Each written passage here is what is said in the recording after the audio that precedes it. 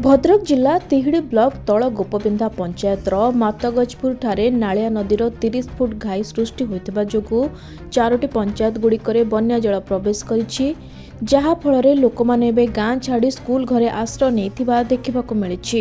ଘାଇ ସୃଷ୍ଟି ହୋଇଥିବାରୁ ରାଜୱାଳି ତଳ ଗୋପବିନ୍ଧା ଯୋଗାଯୋଗ ବିଚ୍ଛିନ୍ନ ହୋଇଛି।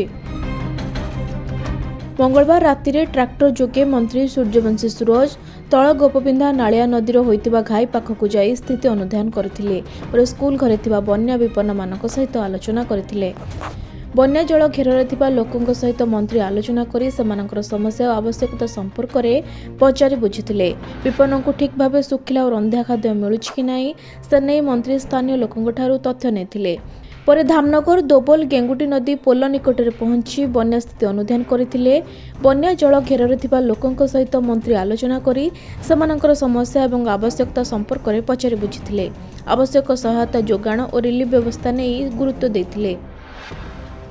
नालिया नदीर गोटे घाई सृष्टि होती जहाद्वारा तलगोपबिंधा गोटे ग्राम पंचायत तलगोपबिंधार बासिंदा माने वर्तमान बहुत भय भितर अच्छा दिन गोटा खंडे बेले घाईटी भांगिला।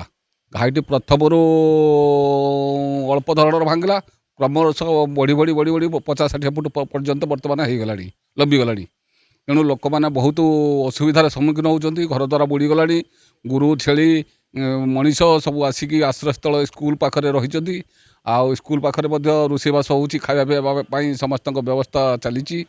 वर्तमान लोक मैंने बहुत हताशार रही। तेणु आम सरकार पाखे अनुरोध करुचु आम कि दृष्टि नजर रखु। पानी बहुत वर्तमान भयानक पानी बढ़ी बढ़ी चली। घाई सृष्टि होगा सत्वे 4-5टा पंचायत को माड़ी माड़ी माड़ी माड़ी पानी चली जीव। कारण वर्तमान तलगोबिंधा ग्राम पंचायत बासिंदा बहुत असुविधा अच्छा।